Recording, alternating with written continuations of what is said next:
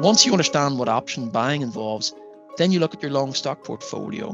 What is the most traditional basic option strategy out there? Well, aside from long call and long put, of course, it is a covered call strategy, selling calls against your stock essentially for a rental premium with the objective of keeping that premium. You're listening to Traders Insight Radio by Interactive Brokers. Find more podcasts and daily market commentary at tradersinsight.news. The following podcast contains options-related material. Prior to listening to today's podcast, all listeners should read and familiarize themselves with the characteristics and risks of standardized options, or ODD, which may be accessed through the link found in the show's notes or podcast description page. Please remember, any trading discussions are for information purposes only and are not intended to portray recommendations. Please listen to further disclosures at the end of today's episode. Now, welcome to our show. Let's get started. Hello and welcome to IBKR Traders Insight Radio Podcast. I'm Andrew Wilkinson, Director of Trading Education at Interactive Brokers, and I'm here with my colleague Stephen Levine, Senior Market Analyst. Welcome, Steve. Welcome. Thank you so much. We'll be hosting today's program where we'll be talking with Gareth Ryan, Founder and Managing Director of IUR Capital, about the options market and the recent bouts of volatility we've been experiencing. Welcome, Gareth. How are you?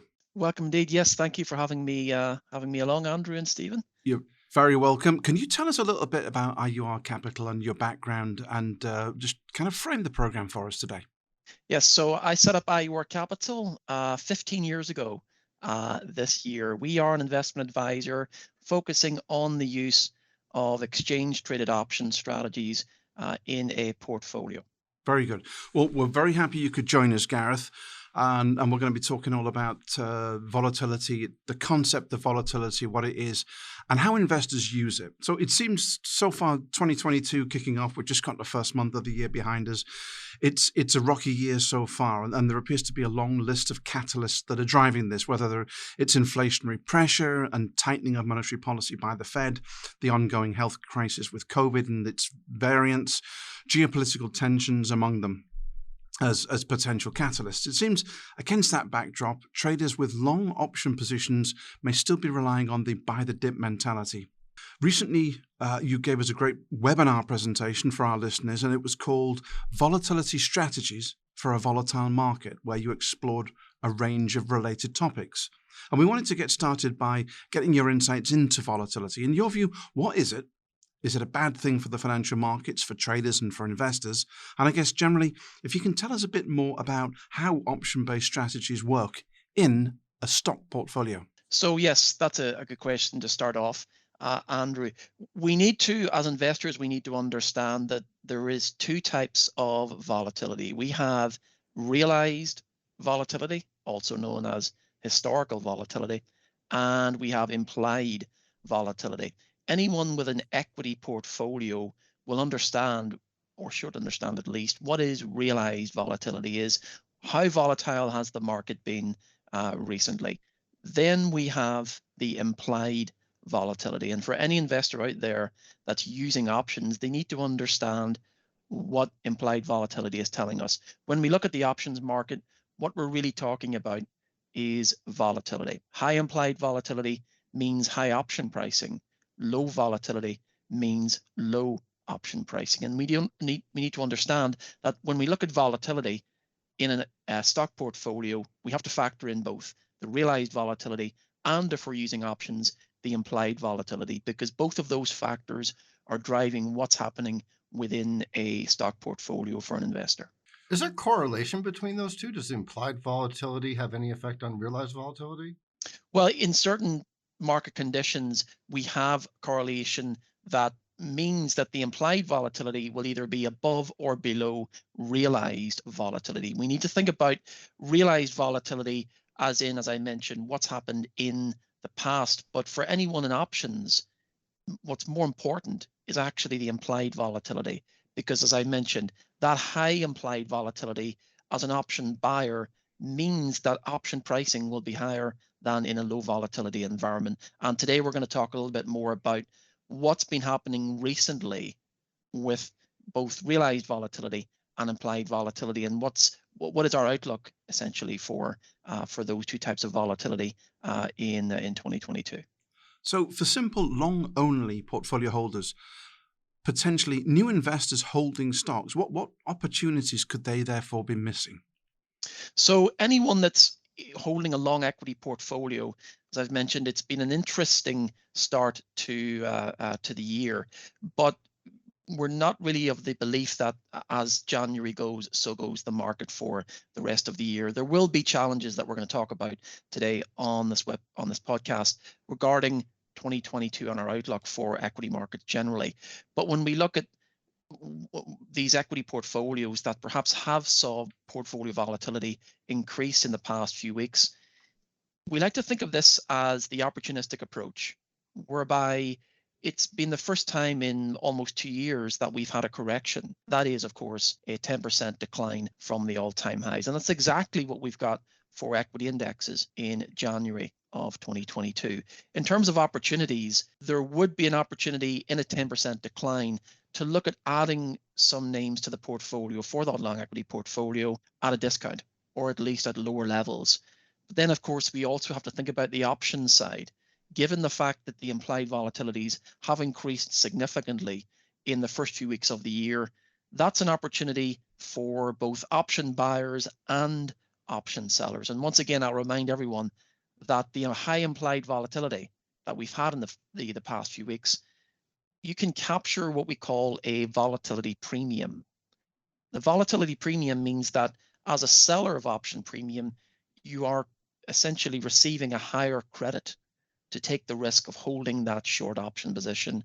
We'll talk a bit more about that and strategies as well in the upcoming points. Volatility.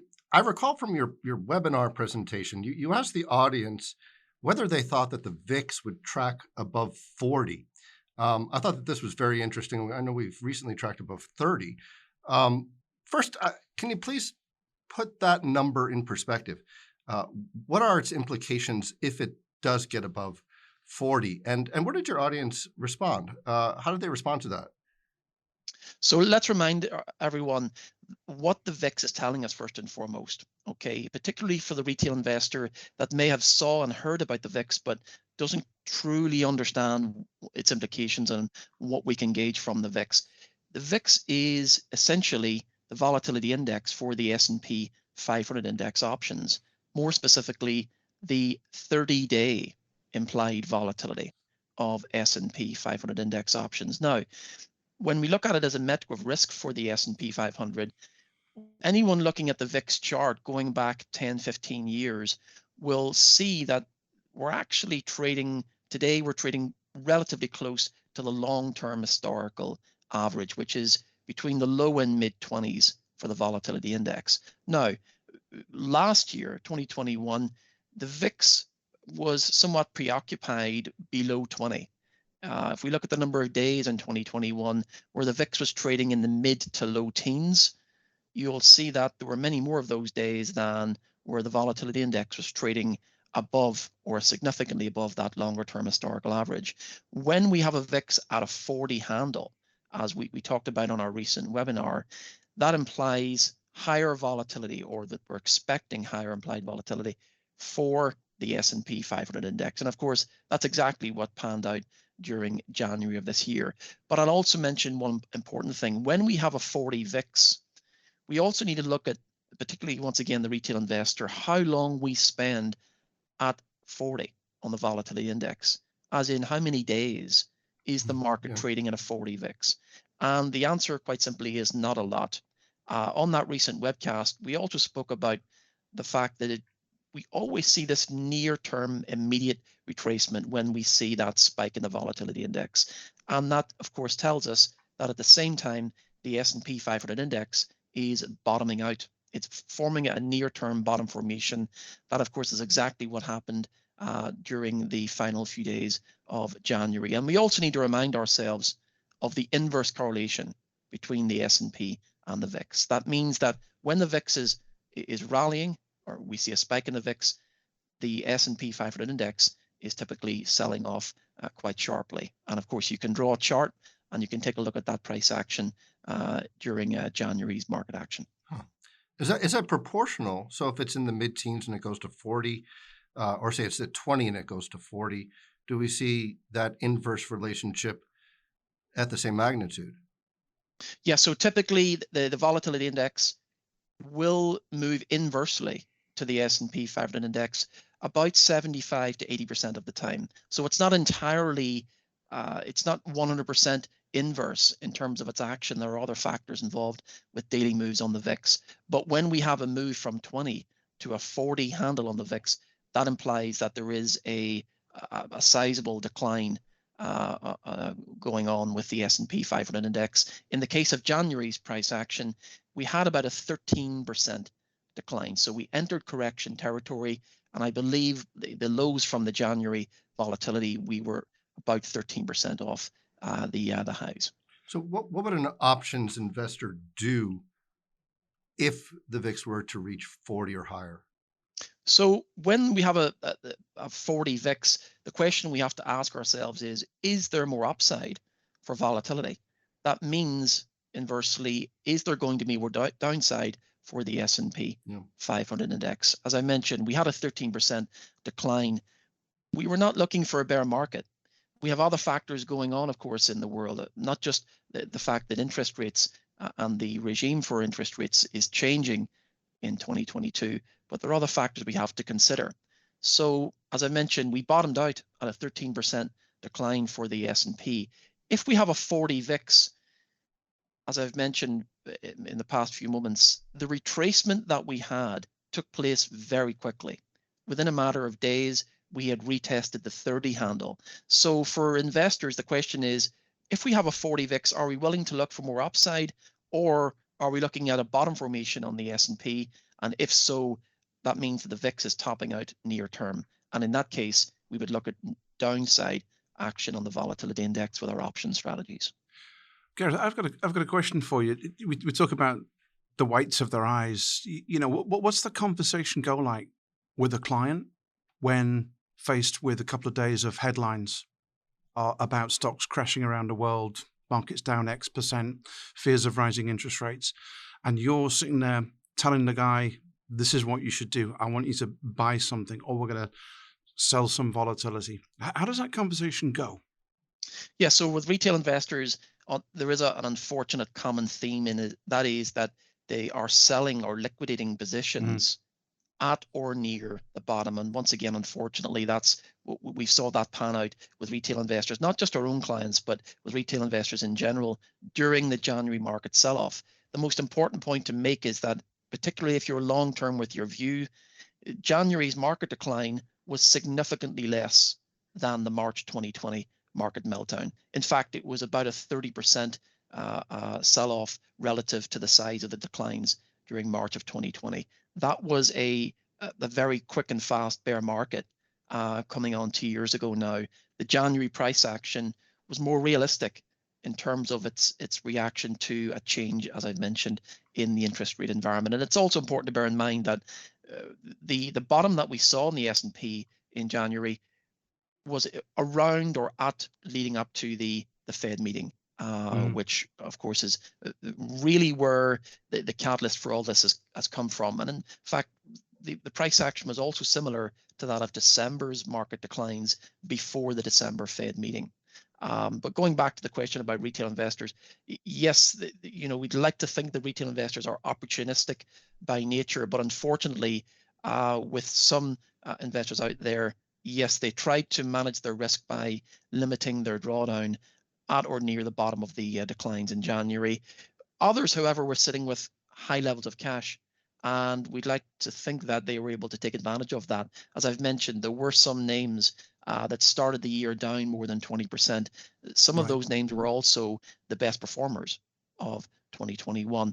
They have recovered modestly from the recent sell-off, but we're not expecting last year's best performers to be once again this year's best performers. There will be other parts of the market that investors should be looking at. They need to pick and choose, and they need to be nimble about where they want to have exposure in their long equity portfolio this year. So now when we talk, let's frame that the sell-off and there's a bounce, and then you start looking at using call options to get upside exposure. But what happens is there's an erosion of implied volatility, which, as you mentioned, is an inherent part of an options premium. How does an investor manage that? Yeah, so there are two things in the options market. We have buyers, of course, and we have sellers. Now, when we look at selling option premium, and this goes back to the question that we asked our audience recently, what would we do with a 40 volatility? Do we think the VIX is going to hit 40? Well, if we thought the VIX is going to hit 40, we would be an option buyer. In particular, of course, we would be a put buyer. As we know, when we buy put options, any increase in the implied volatility will benefit our put option price. Of course, with call options, we are, of course, looking for upside in the underlying market. If we are a buyer of call options, or for that matter, call spreads, both of which are bullish strategies, then we have upside bias. We will participate in any bounce in the market. But the one problem that we need to remind ourselves for the retail investor out there is that we need to be right about market direction as a call buyer. We have that market bias. Whereas with the option seller, they can allow themselves to be wrong with market direction and perhaps still have the chance to retain the premium. Remember that when we talk about selling option premium, many retail investors out there are only interested in one thing, and that is keeping the premium where that option expires out of the money. And we need to think about that when we have those kinds of market moves. We had, as I've mentioned, a 13% decline. There are two things you can look at: being a call buyer on a market sell-off with the expectation that we will bounce, or we are an option seller. That means we're selling out of the money puts or put spreads with the expectation that we keep the premium once again, but we do not necessarily need to see an immediate bounce for the underlying market. That's really terrific. And I just want to circle back a bit, Gareth, about being more nimble this year, about your selections for your long equity portfolio.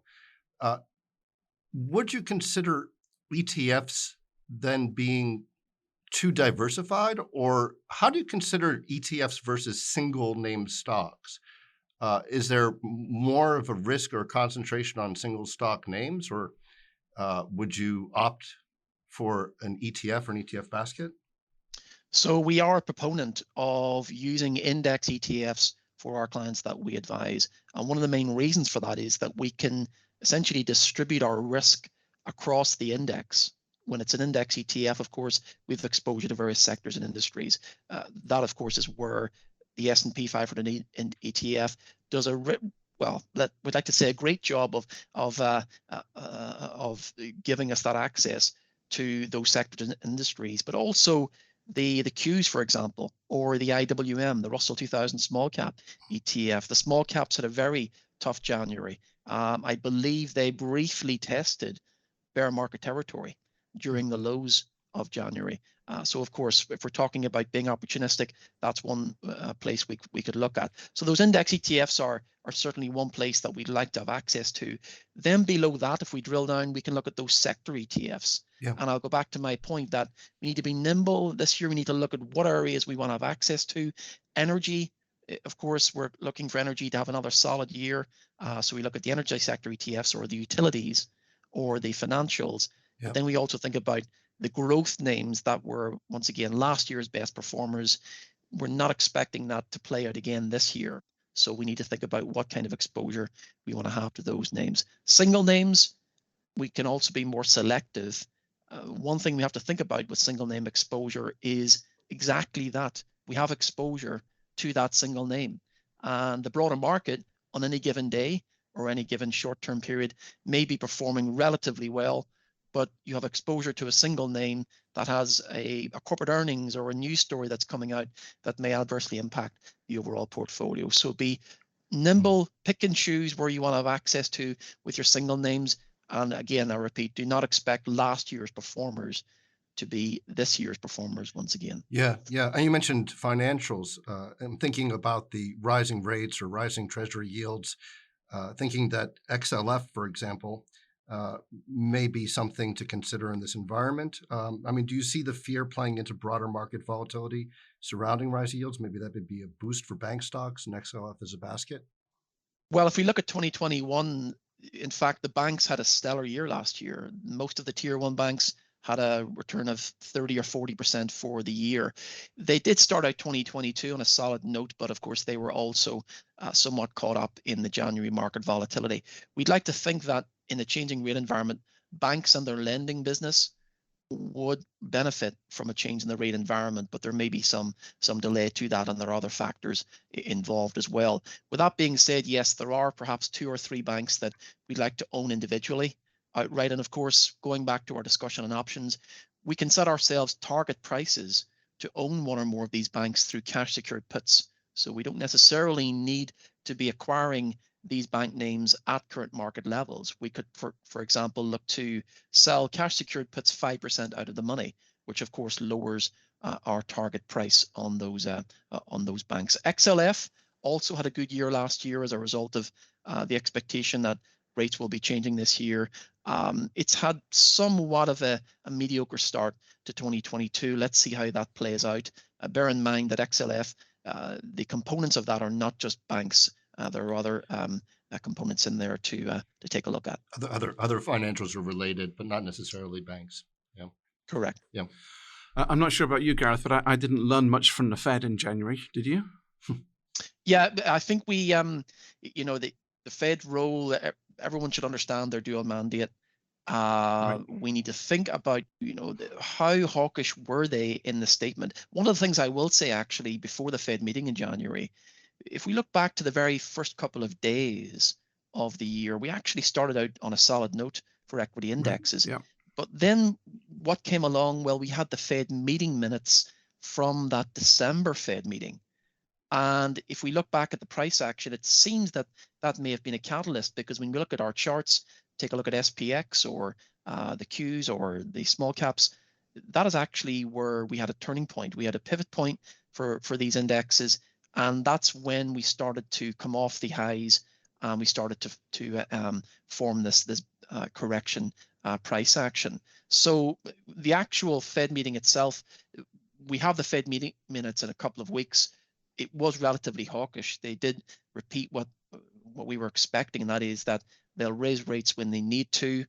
And we had a somewhat tepid reaction initially, but we did bottom out for equity indexes shortly after that Fed meeting. Let's see what the meeting minutes come out with in a couple of weeks, because I'd like to highlight to everyone that it's not just the Fed meeting itself, it's what those meeting minutes say. And of course, that's where we have to wait for those a couple of weeks from now. So Gareth, I want to just pivot now to weekly options, which has been a great financial innovation.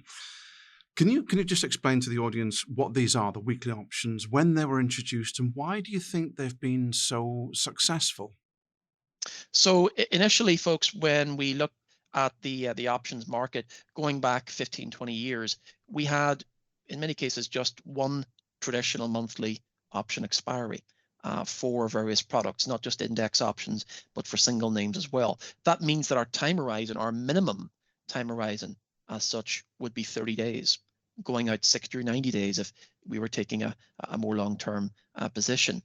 With the advent of these weekly options, which were introduced by the options exchanges, it allows us to be more selective about our time horizon, and of course, to manage our risk within that time horizon. Now, initially, when weeklies were introduced several years ago by the options exchanges, there would be a Friday weekly expiry.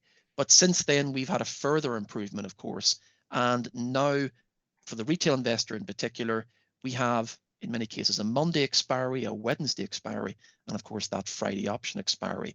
In some ways, you could consider this more opportunities for the retail investor to acquire risk with a very near-term time horizon. But we also need to factor in, if we're selling options in particular, which once again, many retail investors are focused on for premium, we need to factor the risks of selling that very near-term weekly option for a premium, and the fact that we will likely have more exposure to daily volatility, daily market moves. So we need to balance out those two time horizons, those very near-term weekly options, and of course, those longer-term traditional monthly options. There may be scenarios and certain market conditions where it may not be appropriate to be focused entirely on near-term weeklies. There may be opportunities to widen your horizon and allow your portfolio to have more volatility with those longer-term traditional monthlies. And it would seem to me that it's not just the options volume on the weeklies isn't just concentrated on the bigger names. It's there are other smaller names. It's kind of, now that I can do this, I'm going to do it. Seems to be the mantra. Yeah, so initially the weeklies were purely for those index products, the liquid names where we see a lot of volume on any given day. Now it's expanded into these single names, which have also become very actively traded, once again through retail investors over the past 12 to 18 months. And with that being said, you need to look at the liquidity within those weekly options. Do you have enough liquidity in very near-term weekly options for single names? And if so, what your objectives are with that time horizon. I would also point out that when we look at weekly options, we also need to think about the strategy we're going to use. As for the option selling community out there, we as a firm typically avoid option strategies which have unlimited risk. So while we talked about cash secured puts previously, in addition to that, we are essentially focused on spread strategies, which once again provide that defined risk, defined return scenario. I'd like to advise clients, retail investors in particular, to avoid unlimited risk option strategies. And of course, we're talking about those uncovered options, which expose your portfolio to potentially unlimited risk as an option seller. Well, so as an advisor, you do all the monitoring and the decision making for someone's portfolio, but what could somebody who wanted to start with options do? What should they look at? And how do you know when volatility is working for you or against you? So anyone starting out with options who has that long equity portfolio example we're working with, they need to very simply understand the basics. They need to understand what calls are doing for them and what puts are doing for them. Focus on being a buyer of options at the beginning, a buyer of calls and a buyer of puts. Perhaps set up a demo or simulated trading account so you can understand what happens when you buy a call option or what happens when you buy a put option. Then when you start to see the price action with those, then you can look at, for example, buying spreads or buying call spreads or buying put spreads. You can do this over the time horizon that suits you.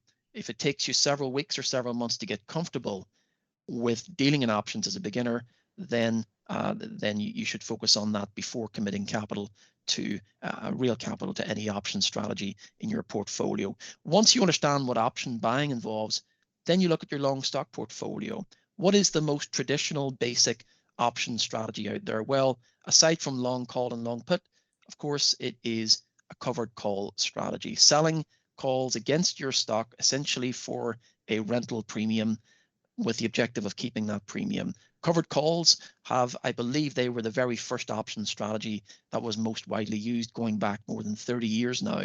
That's where you should start out. And then once you can understand covered calls and the risk return profile, then you move into the more advanced area, which is where you're starting to sell options. That means you have a short option position. You receive a premium on the opening transaction. That is a credit to your portfolio.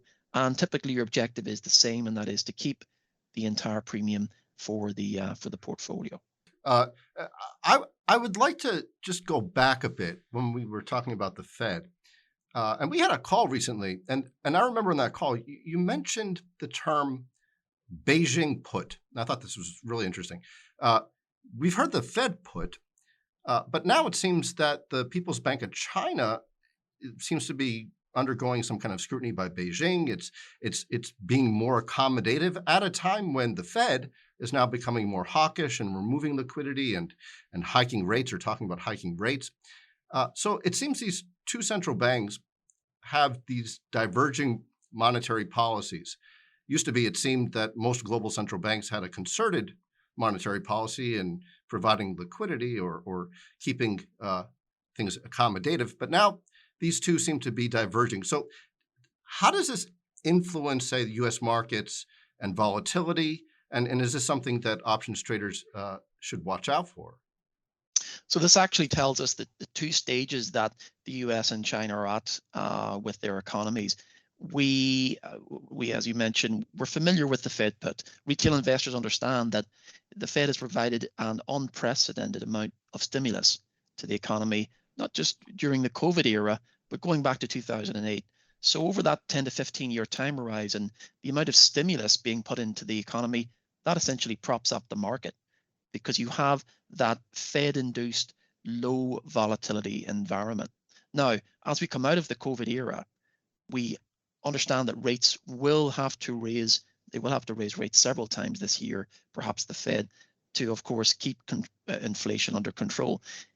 That's not exactly what we see in China. It's a different scenario. They are at a different point in their economic growth cycle, and they need to think about providing the amount of stimulus that they need to prop up their own economy. We've heard stories about Chinese developers and the amount of debt that they've accrued over the past few years, and the fact that some parts of the Chinese economy are just not going to grow at the same pace that they were growing several years ago. I would say this about the fact that this Beijing put that we've been reading about, if it does actually pan out that they start to pump in a significant amount of stimulus, is that going to attract foreign investment? Is that going to attract foreign inflows to prop up the domestic market? The Chinese domestic indexes, they've also had a rough start to the year. Okay, they're still down a few percent. To some extent, yes, they do track overseas equity markets, but the amount of stimulus that they pump into the market, that is going to be a major factor in how the Chinese equity indexes perform this year, and to what extent they can attract foreign investment, which is equally important to the Chinese. I wonder if there'll be a change in the magnitude in which we see those indexes. Very interesting stuff. Gareth, thank you so much for taking the time for this. Really enjoyed this whole podcast, whole conversation. Thank you. Thanks very much, Gareth, and we'll see you soon. Thank you, Andrew. Thanks, Steve. Thank you, Gareth. As I mentioned earlier, you can learn more about this topic in IUR Capital's webinar presentation, Volatility Strategies for a Volatile Market, along with other great webinars from Gareth at IBKRwebinars.com, as well as his market commentary at IBKR Traders Insight at tradersinsight.news. Thanks for listening to Traders Insight Radio. As always, there's more content at tradersinsight.news. And if you're interested in learning more about interactive brokers, visit IBKR.com. We offer more trading education materials such as webinars at IBKRwebinars.com, market-related courses at tradersacademy.online, and quant-related articles at IBKRquant.com. Options involve risk and are not suitable for all investors. For more information, read the characteristics and risks of standardized options, or ODD, which may be accessed through the link found in the show's notes or podcast description page. Any discussion or mention of an ETF is not to be construed as recommendation, promotion, or solicitation. All investors should review and consider associated investment risks, charges, and expenses of the investment company or fund prior to investing.